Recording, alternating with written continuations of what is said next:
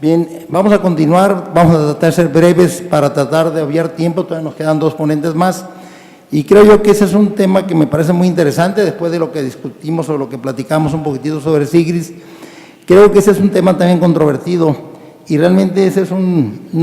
editorial del doctor Ribner, donde se pregunta si los pacientes de edad avanzada deben ser admitidos en la unidad de cuidados intensivos y recibir cuidados avanzados de soporte vital. Yo me cuento entre los que sí opino que deben de recibir apoyo vital, igual el doctor Sierra, yo creo que el doctor Memo, en fin, la gente que tenemos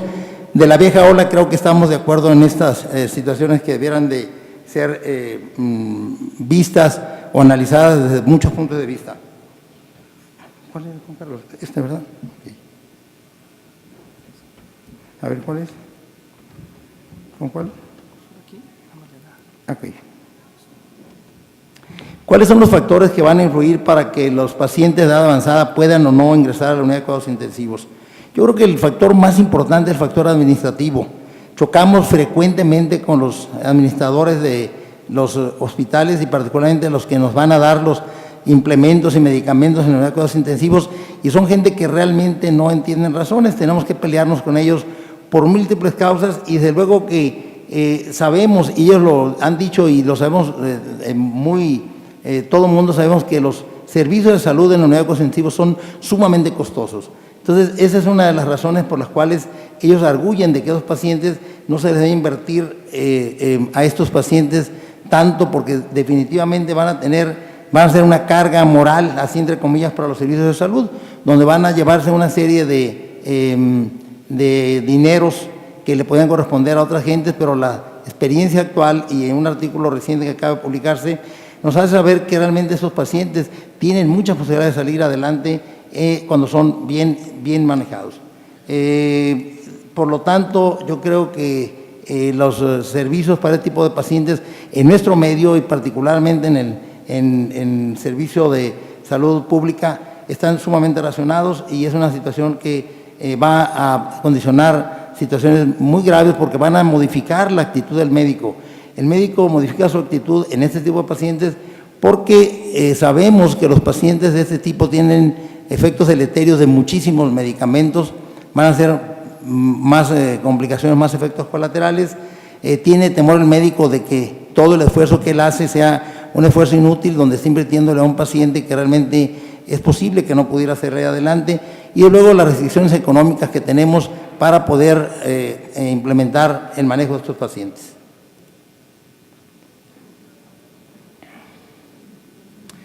A pesar de que se ha incrementado la voluntad de meter a estos pacientes actualmente, como que hay una corriente para poder aceptar a esos pacientes en la unidad de cuidados intensivos, de todas maneras, estos pacientes que ingresan a cuidados intensivos se les tiene también una cierta reserva para utilizar ciertos procedimientos que son costosos y que en un momento dado podrían poner en peligro la vida del paciente, pero como son la ventilación mecánica, la terapia de reemplazo renal o el uso de vasopresores. Esto está plenamente comprobado. Entonces la tendencia actual o a partir de este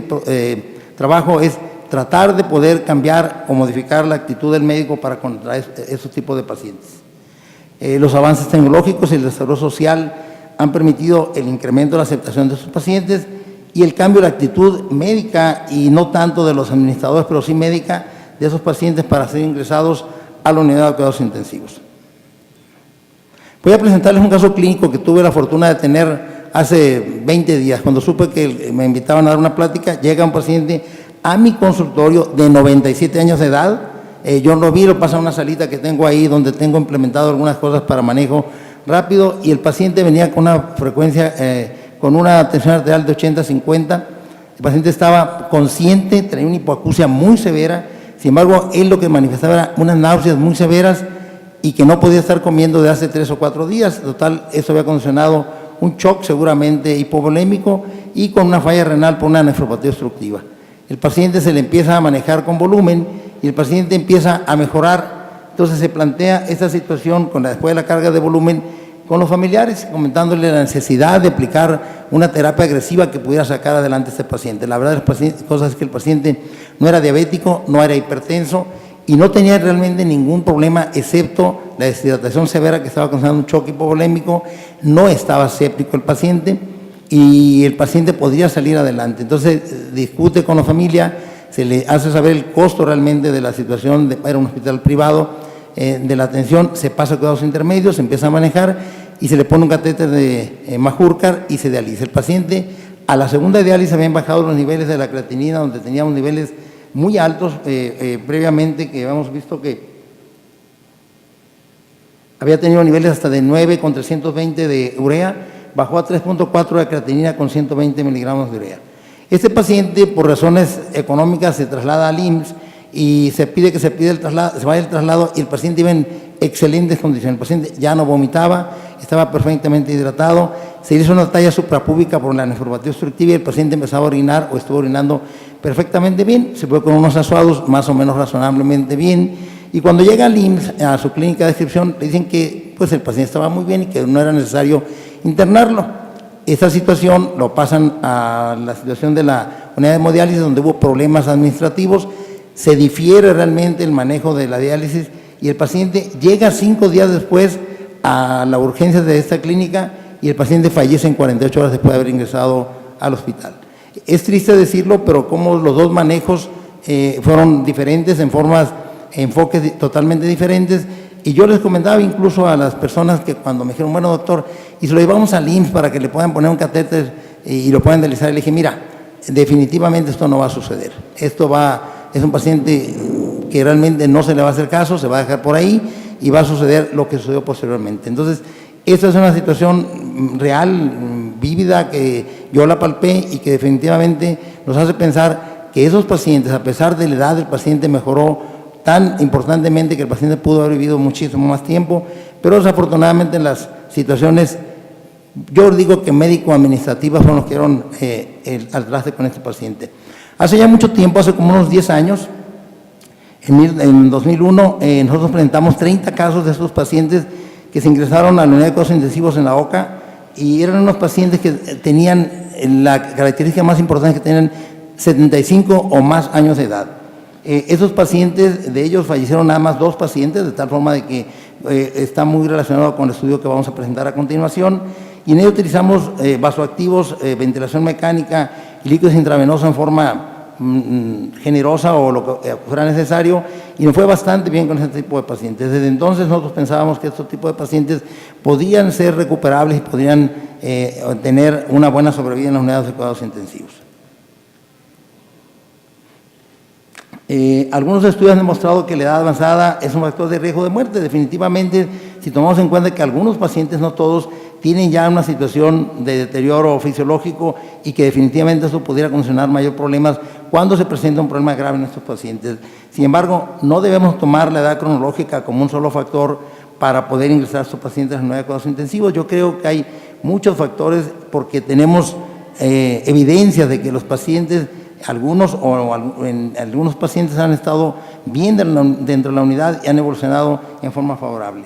Y desde luego las enfermedades preexistentes van a jugar un papel importante en la evolución a largo plazo. Aquel paciente diabético con un deterioro ya renal previo, aquel paciente hipertenso con ya insuficiencia cardíaca, desde luego que va a tener un pronóstico mucho más grave, y en esos pacientes tenemos que ser más cautelosos al ingresarlos a la unidad de cuidados intensivos.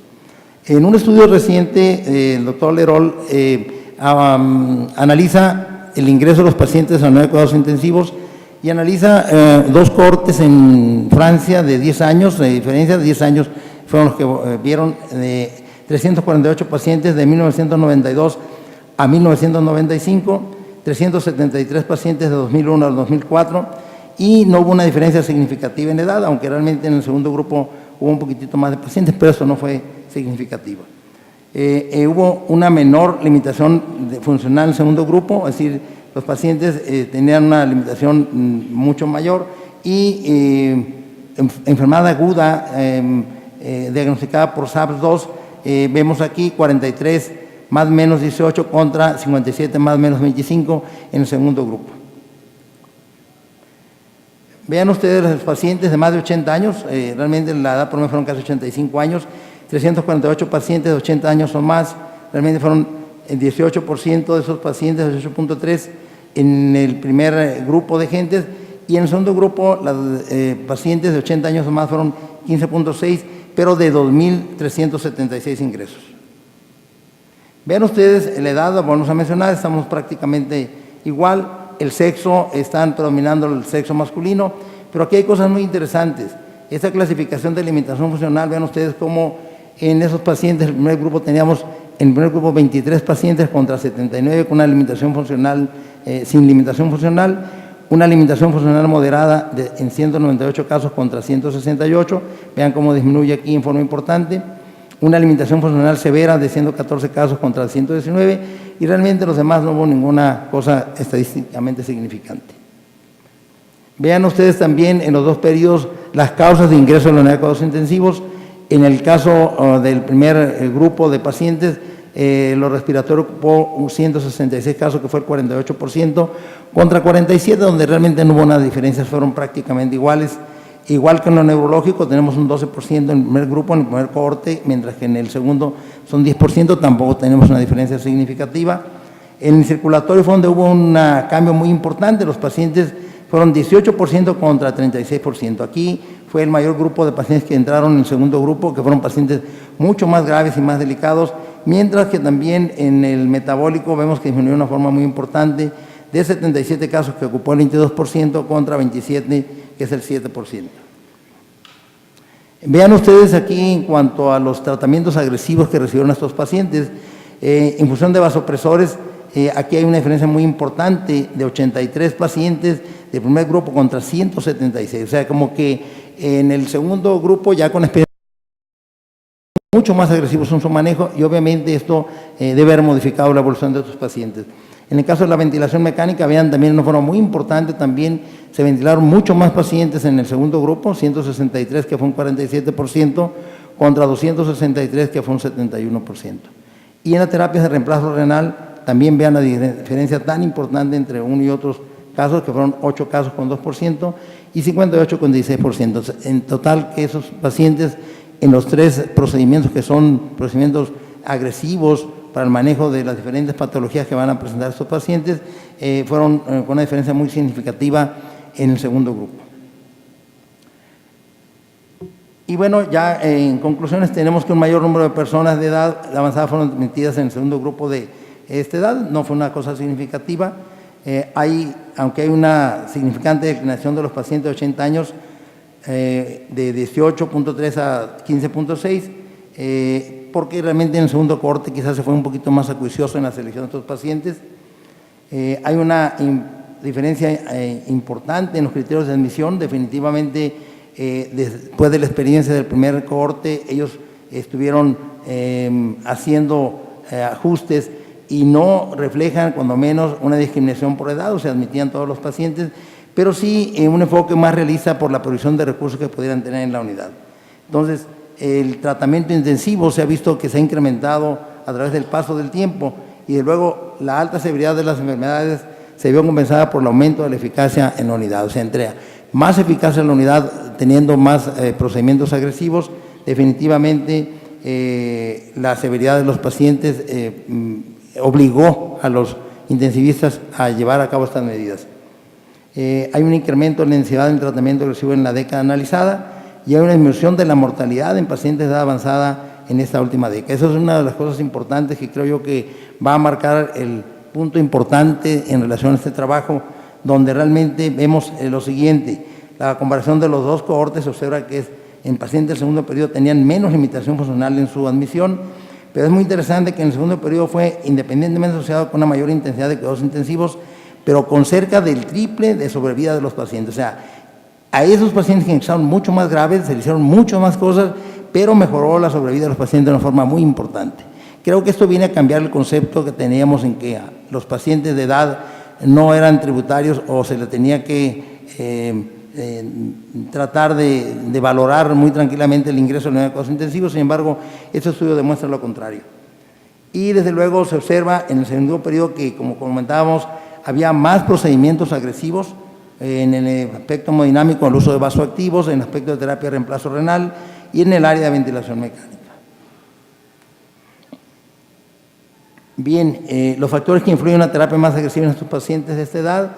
es un incremento en la experiencia de los médicos en los cuidados de los pacientes de edad avanzada. Esos médicos tienen esa experiencia del cohorte previo y esos médicos fueron los que fueron haciendo la línea de avanzada para poder entender que esos pacientes tenían y deben de tener un manejo. El uso más liberal de los avances tecnológicos en la unidad de cuidados intensivos, como son monitoreo hemodinámico no invasivo, el uso más liberal de las terapias de reemplazo renal y la posibilidad de poder seleccionar pacientes en relación a una base funcional. Finalmente, yo creo que los criterios para el ingreso de los pacientes en los cuidados intensivos de edad avanzada, debemos de dejar de utilizar la edad cronológica como un punto que realmente ya está, cuando menos a través de ese artículo, hecho a un lado. La necesidad de utilizar un abordaje basado en evidencias, que realmente de eso se trata. La evidencia demostró de que realmente los pacientes les iba muy bien independientemente de la edad e independientemente también de la gravedad de los casos, siempre y cuando los pacientes fueran bien manejados y con terapias agresivas. Y de luego invitar a las gentes que estamos en la unidad de cuidados intensivos a realizar un estudio que nos pudiera permitir saber cuál es nuestra realidad en nuestro medio. Creo que no sería difícil, creo que tenemos muchos pacientes de este tipo y creo que cada día van a ser mucho más porque la población de personas de edad van a aumentar y está aumentando de una forma muy importante. Muchas gracias.